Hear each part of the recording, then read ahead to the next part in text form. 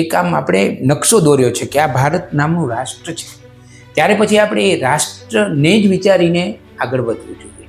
આ બાબતને એકદમ પકડીને બેસી જ રહેવું એ કેટલું યોગ્ય છે એના ઉપર પણ વિચાર તો થવો જોઈએ. ખરેખર આ અસ્મિતાનો જ સવાલ છે કે પછી તેની પાછળ બીજું કંઈક પણ છે? રચનાત્મક રીતે કોઈ પણ સ્થિતિની મૂલવણી કરવી જોઈએ. અને જ્યારે આપણે દૂરનું જોતા થઈશું ત્યારે આવી નાની નાની બાબતોમાંથી આપણે બહાર આવી જઈશું. હજી પણ આપણા દેશમાં ઘણા બધા પ્રશ્નો છે. આજની તારીખમાં ગુજરાતમાં દરરોજ 15થી વધારે સ્ત્રીઓ કમોતે મરે છે. એ બે વાત વીતી ગઈ છે, એ વીતી ગઈ છે. આજની વાત કરો ને. રાજકીય પક્ષોની આવત જાવત તો આવતી રહેવાની છે, જતી રહેવાની છે. એટલું યાદ રાખજો, સમાજની શક્તિ, લોકોની શક્તિ એ જ સૌથી મોટી શક્તિ છે. વિવાદને નષ્ટ કરવો હોય તો એક જ દિશા છે, સંવાદની દિશા. નવી સવારમાં આપ સર્વેનું હાર્દિક સ્વાગત કરીએ છીએ. નવી સવારમાં આજે ચર્ચા કરવી છે એક સાંપ્રત વિષય ઉપર. આપ બધા જાણો છો તેમ નવી સવાર સ્વસ્થ સમાજનો એક સંકલ્પ છે. એટલે આપણે જે ચર્ચા કરતા હોઈએ છીએ તે પણ મોટાભાગે રચનાત્મક અભિગમથી ચર્ચા કરવાનો પ્રયત્ન કરીએ છીએ. બીજી વાત એ કે એમાં નિશાન ઉકેલ તરફ હોય છે. જે બની ગયું છે તે બરાબર છે, પણ એનો આપણે ઉકેલ શું કાઢીશું એના ઉપર આપણે ભાર આપતા હોઈએ છીએ. આજે જે ચર્ચા કરવી છે તેનો વિષય છે ગુજરાતના ક્ષત્રિયોને, ગુજરાતના રાજપૂતો, દરબારોને 7 સવાલ. અહીં સવાલ શબ્દ વાપરીએ છીએ પણ એ તો ભાષાની રીતે, બાકી 7 બાબતો, 7 વાતો, 7 વિચારો એ શબ્દ વધારે યોગ્ય રહેશે. મિત્રો, 18મી લોકસભાની ચૂંટણીમાં ગુજરાતમાં મતદાન પૂરું થયું છે. 7મી મેના રોજ ગુજરાતમાં મતદાન હતું. તમામ 25 બેઠકો ઉપર મતદાન થયું. 23મી માર્ચ 2024ના રોજ રાજકોટ બેઠકના ભારતીય જનતા પક્ષના ઉમેદવાર, કેન્દ્રીય મંત્રી અને ખૂબ મોટા આગેવાન એવા શ્રી પરસોત્તમ રૂપાલાજીએ કંઈક એક વાત કરી, એનો વિવાદ થયો. પછી તો એ વિવાદ ખૂબ ચાલ્યો, આંદોલનો થયા, સંમેલન થયા, ધર્મરથ પણ નીકળ્યો અને છેવટે ચૂંટણી પણ આવી અને ચૂંટણી પણ ગઈ. એવું લાગતું હતું કે ચૂંટણી પૂર્ણ થઈ એટલે અહીંયા વાત પૂરી થઈ, પણ એવું નથી. કેટલાક ગુજરાતના ક્ષત્રિયો એવું કહી રહ્યા છે કે અહીંયા અલ્પ વિરામ છે, પૂર્ણ વિરામ નથી. મારે પૂછવું છે કે ખરેખર આ વાત યોગ્ય છે ખરી? કોઈ પણ વિવાદ હોય એ વિવાદ જેમ બને તેમ ઝડપથી પતી જવો જોઈએ, સંવાદ થવો જોઈએ અને વિવાદ પૂરો થવો જોઈએ. અલ્પ વિરામ અને પૂર્ણ વિરામ એવી વાત થઈ રહી છે, ત્યારે જે વિરામ ચિહ્નો આવે છે ગુજરાતી ભાષાના વ્યાકરણમાં, એ 4 વિરામ ચિહ્નો હોય છે. પહેલું છે અલ્પ વિરામ, એના પછી બીજું આવે છે અર્ધ વિરામ, ત્રીજું આવે છે પૂર્ણ વિરામ અને ચોથું આવે છે ગુરુ વિરામ. મારે અહીંયા એટલું જ પૂછવાનું છે કે ખરેખર આ વિરામની વાત હોય તો એમાં આપણે વિરામ તરફ કેમ નથી જતા? તમે જ્યારે વિરામની વાત વિચારો છો ત્યારે તો પ્રશ્નાર્થ ઊભો ન કરવાનો હોય, વિરામ તરફ જવાનું હોય. અહીંયા વાત વિરામની થઈ રહી છે, પરંતુ દિશા પ્રશ્નાર્થ તરફ જઈ રહી હોય એવું લાગે છે. પહેલી બાબત એ છે કે આવું કેમ? જો દરેકના મનમાં રામ રસ વસતા હોય અને એ રામ તો વિરામ લાવનારા જ હોય છે, તો હૃદયમાં વસતા રામને જગાડીને વિરામ તરફ ન જવું જોઈએ. બીજી બાબત એ છે કે આ વિવાદને આપણે વધારે લંબાવીને છેવટે સિદ્ધ શું કરવા માંગીએ છીએ? એક માગણી હતી, એ માગણી પૂરી થઈ કે ન પૂરી થઈ? પરંતુ મૂળ વાત તો એ છે કે વારંવાર માફી માંગી લેવામાં આવી છે. સાથીઓ, મારા એક નિવેદનને કારણે આખી એ ચૂંટણીની અંદર ખૂબ મોટા વમળો સર્જાણા. મારે આપને સૌને કહેવું છે કે મારી ભૂલ થઈ, મારાથી ભૂલ થઈ, એની પ્રતિક્રિયામાં ક્ષત્રિય સમાજ તરફથી એના સમાજને ઉદ્વેલિત થવાનું નિમિત્ત બન્યું, કારણ બન્યો. પણ આખી એક ઘટનાનું કેન્દ્રબિંદુ અને કારણ હું જ હતો. પણ થયું એવું કે અમારી આખી પાર્ટી પણ એમાં લપેટાણી અને અમારી આખી પાર્ટીને પણ સહન કરવું પડ્યું, જે મારા માટે સૌથી કષ્ટદાયક છે. અને એની સઘળી જવાબદારી મારી છે એમ હું બહુ સ્પષ્ટપણે આપ સૌની વચ્ચે સ્વીકાર કરું છું. પછી આ વિવાદને લંબાવવાનું શું કારણ છે? અને ધારો કે લંબાવવો છે તો એ લંબાવવાની પાછળનું પ્રયોજન શું છે એ વિચાર કરવો જોઈએ. ત્રીજી બાબત એ છે કે આપણે જેને અસ્મિતા કહીએ છીએ એ અસ્મિતા છે જ, પણ એ અસ્મિતા કોઈ એક વ્યક્તિના વિધાનથી નષ્ટ થાય એવું બને ખરું? કોઈ વ્યક્તિ કોઈ એક વાત કહી દે, એનાથી જે સદીઓથી એક અસ્મિતા ઊભી થઈ હોય એ અસ્મિતાને એટલો મોટો ઘસરકો પડી જાય એવું તો કેવી રીતે બને? અને બીજી વાત, આ અસ્મિતા માત્ર ભૂતકાળમાં નથી હોતી, અસ્મિતા વર્તમાનમાં પણ હોય છે. આજે આપણે આજની અસ્મિતાની વાત કરવાની છે. અને આપણી અસ્મિતા એટલે માત્ર આપણી જ્ઞાતિની જ અસ્મિતા, આપણી સમાજની જ અસ્મિતા, કે સમગ્ર રાષ્ટ્રની અસ્મિતા? આના વિશે પણ વિચાર કરવો જોઈએ.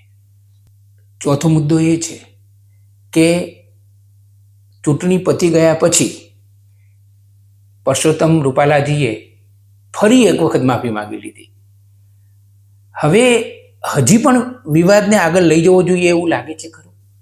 કોઈ વ્યક્તિ વારંવાર હૃદયથી માફી માગતી હોય ત્યારે એમને માફ ન જ કરવા, તો એમાં ખરેખર અસ્મિતા છે, વટ છે કે બીજું કંઈક છે?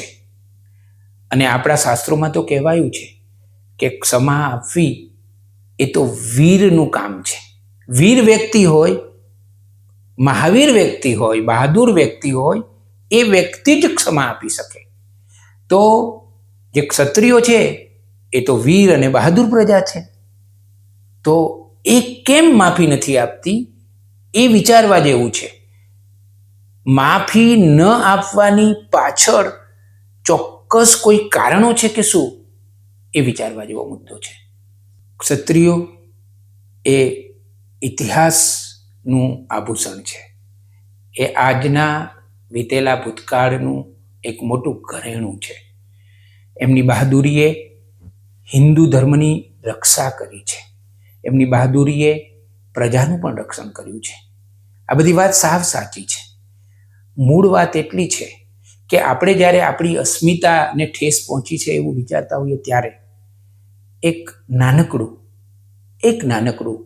આત્મમંથન એ પણ કરવાનું કે આપણા જ દ્વારા ક્યારેક ભૂતકાળમાં બીજા કોઈની અસ્મિતાને ઠેસ પહોંચી છે.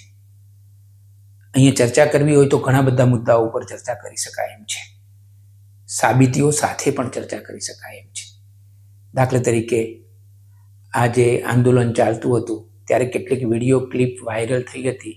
એમાં કેટલીક જ્ઞાતિઓને જે રીતે કહેવામાં આવ્યું હતું એ સાંભળીને દુઃખ થતું હતું. એટલે જ્યારે આપણે આંગળી કોઈકના તરફ ધરતા હોઈએ છીએ ત્યારે બીજી 2-3 આંગળીઓ આપણી તરફ પણ રહેતી હોય છે. આ પણ બહુ જ નિખાલસતાથી, પારદર્શી રીતે ને તટસ્થ રીતે વિચારવાનો મુદ્દો છે. આમાં ટીકા કરવાનો ભાવ નથી. આમાં મૂળ ભાવ એટલો જ છે કે આપણે જ્યારે આપણી અસ્મિતાની વાત કરતા હોઈએ છીએ ત્યારે આપણે બીજાની અસ્મિતાઓ ઉપર ક્યારેક ઠેસ નથી પહોંચાડીને એ વિચારવું પડે, એ વિચારવું જ જોઈએ. એ વ્યક્તિને જ પોતાની અસ્મિતાની વાત કરવાનો હક છે જેણે બીજાની અસ્મિતાને પણ હકબંધ રાખી હોય અથવા તો તેને નુકસાન ન કર્યું હોય. એટલે આપણે જ્યારે આત્મમંથન કરીએ ત્યારે તો સાચું અને કડક રીતે આત્મમંથન કરીએ. છઠ્ઠો મુદ્દો સાવ સહજ અને ઉગાડો છે. કે છેલ્લા થોડા વર્ષોથી ભારત રાષ્ટ્ર વિકસિત થવાની દિશામાં દોડી રહ્યું છે. હિન્દુ સંસ્કૃતિનું પુનઃ ઉત્થાન પણ થઈ રહ્યું છે. ત્યારે આવી એક બાબતને જબરજસ્ત રીતે પકડી રાખવી એ ખરેખર યોગ્ય છે. યાદ છે 22મી જાન્યુઆરીના રોજ આપણા બધાના ઘરો ઉપર શ્રીરામના ધ્વજ ફરકતા હતા. માત્ર 2 મહિનામાં એવું તે શું થયું કે આખી વાત બદલાઈ ગઈ. આપણે અખિલાઈમાં વિચારવું જોઈએ. આપણે ટોટાલિટીમાં બૃહદ રીતે વિચારવું જોઈએ. જ્ઞાતિ મહાન છે, સાચી વાત. સમાજ મહાન છે, એ પણ સાચી વાત. પણ રાષ્ટ્ર તો આ બધાની ઉપર છે. એને તો તમે ના નહીં પાડી શકો ને. તો એનો જ્યારે વિચાર કરવાનો હોય ત્યારે હજી પણ આ બાબતને એકદમ પકડીને બેસી જ રહેવું એ કેટલું યોગ્ય છે એના ઉપર પણ વિચાર તો થવો જોઈએ. છેલ્લી બાબત, છેલ્લો સવાલ, ખરેખર આ અસ્મિતાનો જ સવાલ છે કે પછી તેની પાછળ બીજું કંઈક પણ છે, કે પછી તેમાં બીજા પણ પરિબળો સંકળાયેલા છે? આ વાત પણ વિચારવા જેવી છે. છેલ્લે હું આપ સર્વેને એટલું જ કહેવા માગું છું કે આપણે પોઝિટિવ રીતે આખી સ્થિતિને જોવાની જરૂર છે. જે બન્યું તે દુઃખદ, જે બન્યું તે પીડાદાયક પણ બની ગયું. એ બન્યા પછી પણ એવું ઘણું બધું બન્યું કે જે ઘટના બની હતી એને સમાવી શકે એવું હતું. પણ આપણે એ સ્થિતિને સ્વીકારી નહીં. આ અસ્વીકાર છે ને એ ઘણી બધી વેદના આપે છે. પોઝિટિવ સ્વીકાર કરવો જોઈએ. રચનાત્મક રીતે કોઈ પણ સ્થિતિની મૂલવણી કરવી જોઈએ. આપણે ટૂંકું જોવું ન જોઈએ, દૂરનું જોવું જોઈએ. અને જ્યારે આપણે દૂરનું જોતા થઈશું ત્યારે આવી નાની નાની બાબતોમાંથી આપણે બહાર આવી જઈશું. આપણે કાયમ એક વાતનો વિચાર કરવાનો છે કે આમ તો આપણે બધાએ વૈશ્વિક રીતે જ વિચારવું જોઈએ. વિનોબા ભાવે તો સરસ સૂત્ર આપતા, જય જગત. જય ભારતની ઉપર એક સૂત્ર વિનોબા ભાવે આપણને આપેલું છે, જય જગત. મહાત્મા ગાંધીજીએ પણ હંમેશા આખા વિશ્વની વાત કરી છે. પરંતુ આપણે જ્યારે એક રાષ્ટ્રમાં રહેતા હોઈએ, એક આમ આપણે નકશો દોર્યો છે કે આ ભારત નામનું રાષ્ટ્ર છે, ત્યારે પછી આપણે એ રાષ્ટ્રને જ વિચારીને આગળ વધવું જોઈએ. એટલે જ્યારે આપણે રાષ્ટ્ર ન દેખાય અને ટૂંકું દેખાય, આંખની ટૂંકી દ્રષ્ટિ તો કદાચ ચશ્મા પહેરવાથી દૂર કરી શકાય એ મર્યાદાને, પરંતુ આ જે મર્યાદા છે ને કે આપણે રાષ્ટ્ર જ ન દેખાય, એ મર્યાદા તો બહુ જોખમી છે. એટલે એ મર્યાદામાંથી આપણે બધાએ બહાર આવવું જોઈએ. હજી પણ આપણા દેશમાં ઘણા બધા પ્રશ્નો છે, આપણે એને જોઈએ. આપણે એ વિચાર કરીએ છીએ કે આપણી મા દીકરીઓ વિશે આવું ન બોલાવવું જોઈએ. બરાબર છે, ન જ બોલાવવું જોઈએ. અને એની પછી તો માફી પણ માગી લેવામાં આવી. પણ હું તમને એમ પણ કહું કે આજની તારીખમાં જુઓ ને, આજની તારીખમાં ગુજરાતમાં દરરોજ 15થી વધારે સ્ત્રીઓ કમોતે મરે છે. બોલો, આજની તારીખમાં કેટલી બધી યુવતીઓ કાં તો ભાગી જાય છે કાં ભગાડવામાં આવે છે. એ કોઈ પણ સમાજની દીકરી હોય, આપણી જ બહેન છે, આપણી જ દીકરી છે. આજે પણ કેટલી બધી બહેનોને કેટલા શોષણ સાથે, કેટલા અત્યાચાર સાથે જીવન જીવવું પડે છે. દાહોદ બાજુની આદિવાસી દીકરીઓ, સ્ત્રીઓ અહીંયા આવીને આવી ગરમીમાં પણ કેવું કામ કરે છે. બળબડતા બપોરે પણ આપણી લાખો બહેનોને હજી કામ કરવું પડે છે. એ બધાનો વિચાર કરીએ. આપણી બહેનો ઉપર બળાત્કારો થાય છે, અત્યાચારો થાય છે. ટેકનોલોજીના કારણે કેટલીક બહેનો આપણી ગુમરાહ થઈ ગઈ છે અને એવું જીવન જીવી રહી છે જે જીવન એમણે ન જીવવું જોઈએ. તો એ બહેનોને એમાંથી કેવી રીતે બહાર કાઢવી, એનો આપણે વિચાર કરવાની જરૂર છે. એ બે વાત વીતી ગઈ છે, એ વીતી ગઈ છે. આજની વાત કરો ને. અને એ આપણે બધાએ ભેગા મળીને આ કામ કરવાનું છે. એટલે આ વિડીયોના અંતે મારે સર્વને એક જ વિનંતી કરવાની છે કે સ્વસ્થ સમાજનો આપણે વિચાર કરીએ, આપણે વાસ્તવિકતાને નજર સામે રાખીએ અને એ બધામાં આપણે શું કરી શકીએ છીએ. રાજકીય પક્ષોની આવન જાવન તો આવતી રહેવાની છે, જતી રહેવાની છે. એટલું યાદ રાખજો, સમાજની શક્તિ, લોકોની શક્તિ એ જ સૌથી મોટી શક્તિ છે.